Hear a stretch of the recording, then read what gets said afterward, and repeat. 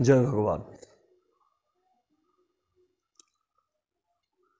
कर्मण्येवाधिकारस्ते मा फलेषु कदाचन। आप सभी के साथ में निरंतर संपर्क में रहते हुए आज की विचारधारा में कर्म को महत्व देते हैं, क्योंकि कर्म प्रधान विश्व करी राखा और जो जस करत सो तस फल चाखा।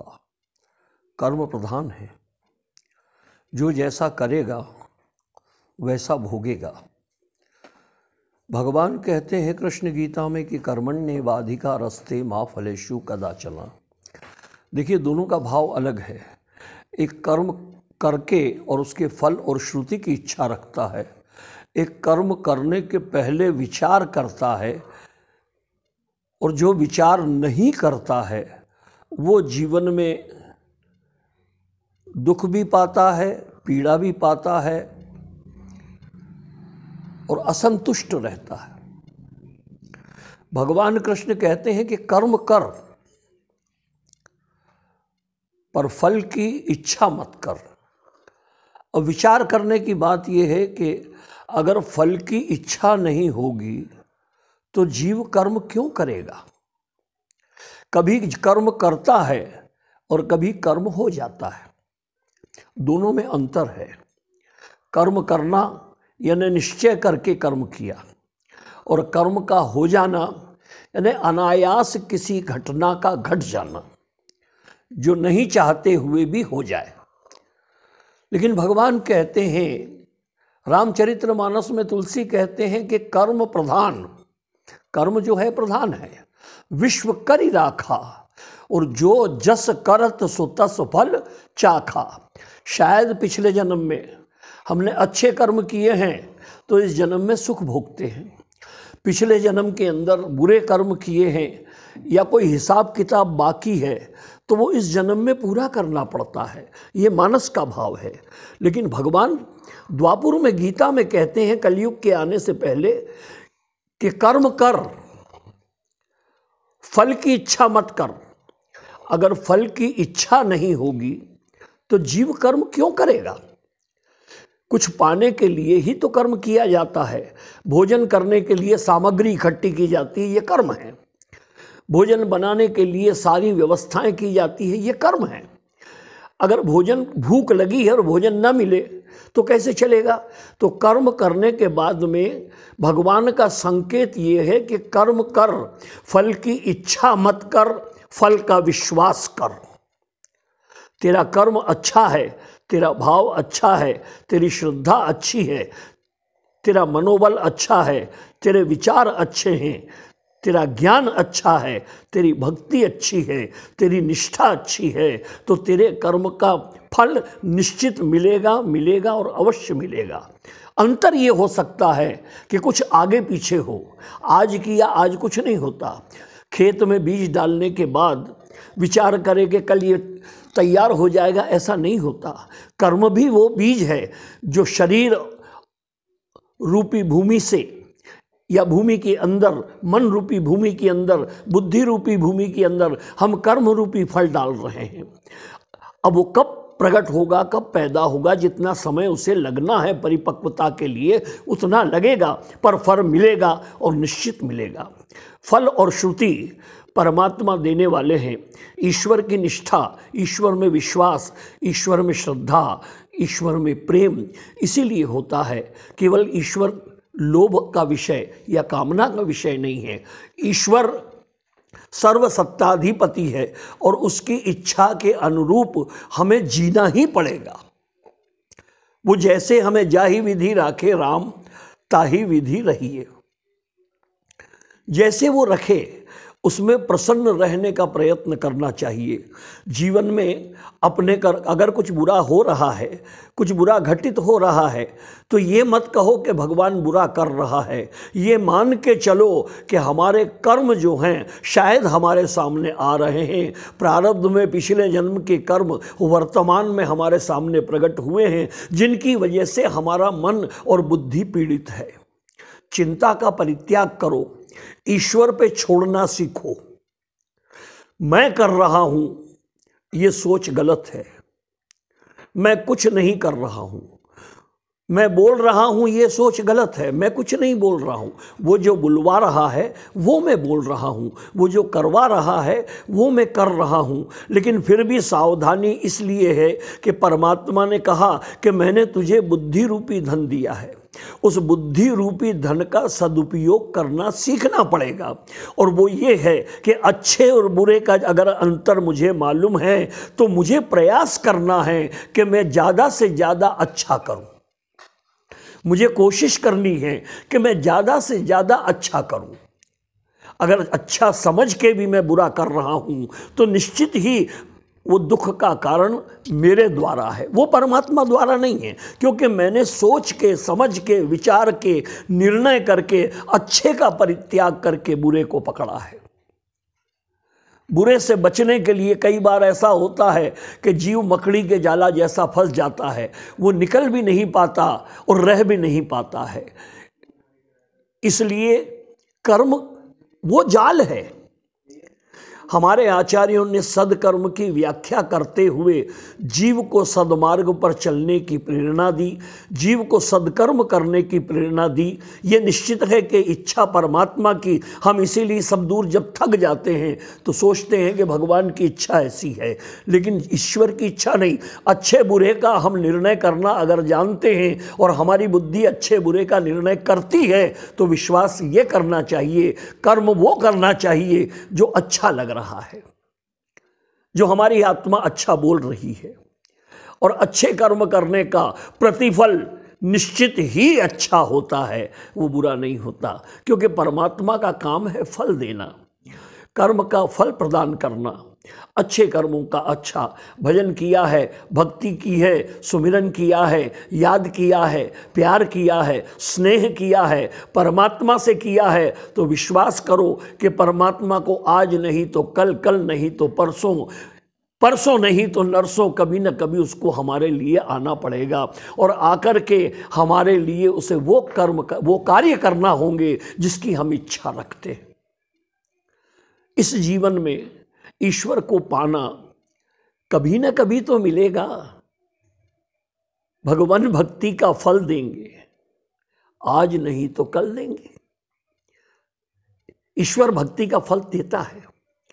हृदय से ईश्वर को याद किया जाए, हृदय से परमात्मा को अपनी ज़रूरत पूरी करने के लिए जो भगवान का भजन करते हैं उसको भजन नहीं कहते, उसको तो ये कहते हैं कि भगवान मेरी नौकरी करता रहे तो मैं उसका नाम ले लूँ। हे भगवान तूने ऐसा क्यों किया? भगवान तेरे लिए ही बैठा है, बहुत काम है भगवान को।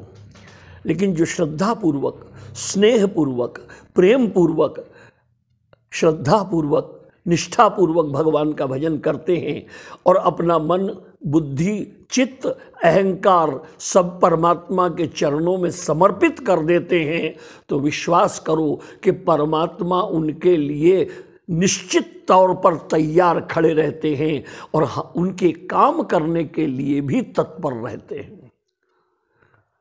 नरसी को देखो, मीरा को देखो, सूर को देखो, तुलसी को देखो, ये तो सब कलयुग के भक्त हैं जिनके लिए भगवान ने स्वयं आकर के सब काम किए। मीरा के पास में नित्य ठाकुर आते हैं, नित्य गोविंद आते हैं। मीरा ने तो राणा से ये तक कह दिया कि तू मेरा पति नहीं है।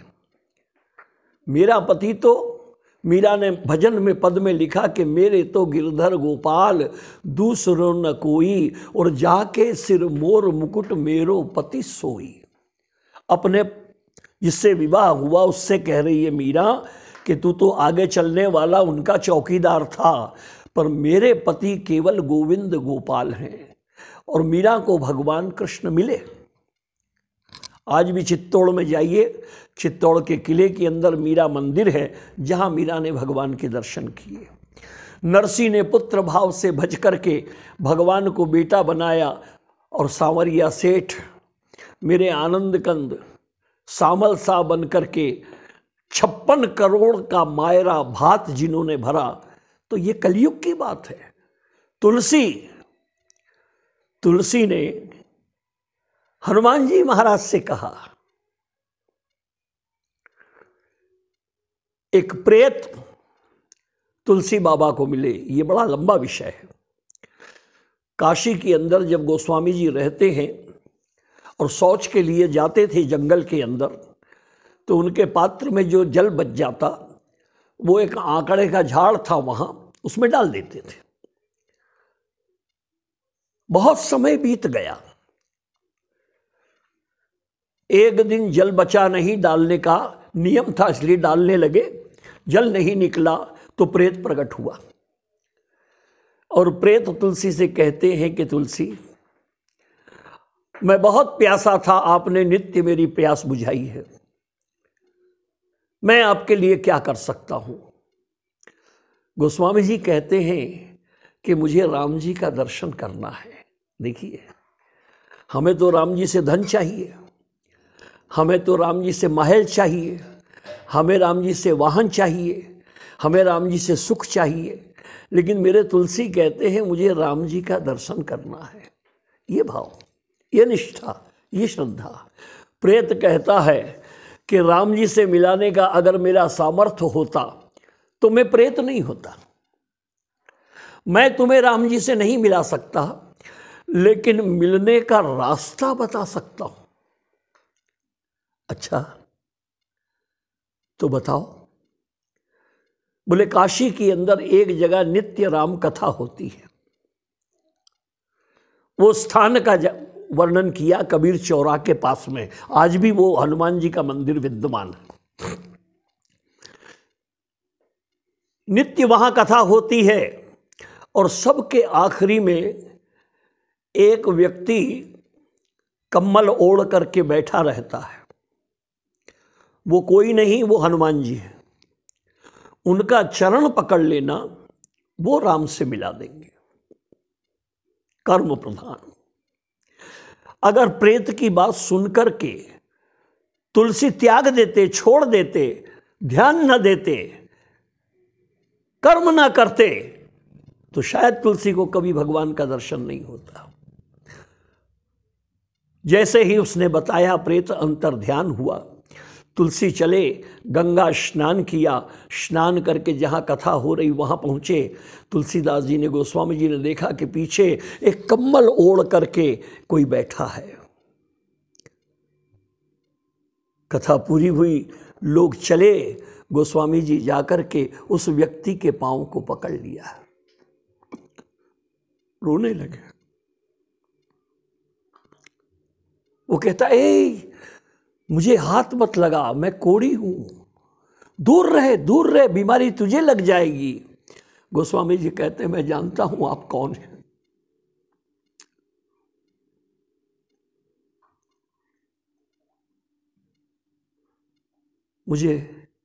मुझ पर कृपा करो, मुझ पर दया करो।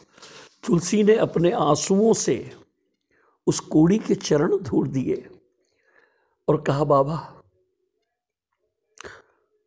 आप हनुमान हैं, मुझ पर कृपा करो। हनुमान जी द्रवित हो गए। हनुमान जी जिसे मिले उसे राजा बनाया है, जिसे मिले। इससे नीचे किसी को कोई पद दिया ही नहीं हनुमान ने। इसीलिए तो कहा है कि मोरे मन प्रभु अस विश्वासा, और राम ते अधिक राम कर दासा। हनुमान जी प्रकट हो गए। हनुमान जी कहते हैं, तुलसी तेरी श्रद्धा ने मुझे विवश कर दिया है, मैं भगवान से तुझे मिलाऊंगा, प्रभु का दर्शन कराऊंगा, लेकिन काशी में नहीं, चित्रकूट चलो। मंदाकिनी के तट पर चित्रकूट में जाकर के गोस्वामी जी ने निवास किया। गंगा के घाट पर बैठे हैं, रोज राम जी का स्मरण करते हैं, पूजन करते हैं, वंदन करते हैं, घाट पे बैठे रहते हैं। हनुमान जी ने कहा, यहीं भगवान आएंगे। वहीं बैठ करके प्रभु की प्रतीक्षा कर रहे हैं। समय व्यतीत होता जा रहा है। एक दिन अचानक बहुत सुंदर से दो राजकुमार सामने से निकले, पर गोस्वामी जी अपने भजन में ऐसे लीन थे कि ध्यान नहीं दे पाए। देखा कोई जा रहा है, धनुष बाण लेके जा रहा है, नहीं देख पाए, ध्यान नहीं दिया। जब चले गए, हनुमान जी आए, दर्शन किया। तुलसी कहते मुझे क्या मालूम, कब? बोले अभी तो निकल के गए तुम्हारे आगे से। गोस्वामी जी कहते नहीं किया। हनुमान जी कहते कोई बात नहीं, एक बार फिर बुलाएंगे, सावधान रहना। जब कहा कि सावधान रहना, गोस्वामी जी तीसरे दिन चंदन घिस रहे हैं और वही दोनों राजकुमार नीलांबुज श्यामल कोमलांगम सीता समारोह पितवाम भागम पाणौ महासायक चारु चापम नमामि रामम रघुवंशनाथम। सामने से जब निकले, चंदन घिस रहे थे। अब जो चंदन घिसे वो नीचे देखता है, ऊपर देखते नहीं। भगवान ने देखा, हनुमान जी ने बाध्य किया कि प्रभु इसको दर्शन देना पड़ेंगे। हाँ, भगवान आगे से आए, आकर के कहते हैं कि बाबा थोड़ा चंदन दोगे, कर्म कर।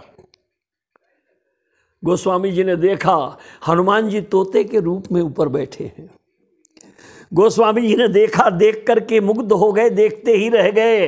हनुमान जी ने सोचा अभी भी समझ में आई कि नहीं आई, तो हनुमान जी कहते हैं हा हा हा हा हा, चित्रकूट के घाट पर भई संतन की भीड़, तुलसीदास चंदन घिसे और तिलक देत रघुबीर। बाबा थोड़ा चंदन। गोस्वामी जी धन्य हो गए, प्रभु को अपने हाथों से चंदन लगाया, भगवान के चरणों को स्पर्श किया और भगवान अंतर ध्यान हुए। कर्म कर, कर्म का फल मिलेगा। गोस्वामी जी ने कर्म किया, हनुमान जी ने सुग्रीव को राजा बनाया, हनुमान जी ने विभीषण को राजा बनाया, हनुमान जी ने लवकुश को राजा बनाया। जो हनुमान जी से मिला, अपने पुत्र मकरध्वज को राजा बनाया। तुलसी से मिले तो सारे विश्व के हृदय के राजा बना दिए तुलसीदास जी को। आज विश्व के अंदर रामचरितमानस प्रख्यात है और लोगों के जन जन तक जो बात पहुंची है, तो तुलसी हृदय सम्राट हो गए जन जन के। इसलिए गोस्वामी जी का भाव अद्भुत है।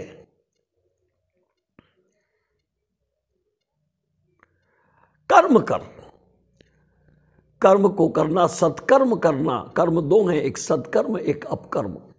जो कर्म सत्कर्म करते हैं, सोचकर निष्ठा से प्रिय भाव से करते हैं, उनके जीवन में दुख नहीं आता ये नहीं कहते, लेकिन दुख की अनुभूति उनको नहीं होती और वो जीवन में परमात्मा के सानिध्य में रहकर अपने जीवन की यात्रा को पूरी करते हैं और परमात्मा उन पर कृपा करते हैं। तो कर्मण्य, कर्म कर, फल की इच्छा मत कर, फल का विश्वास कर। इन्हीं शब्दों के साथ जय भगवान।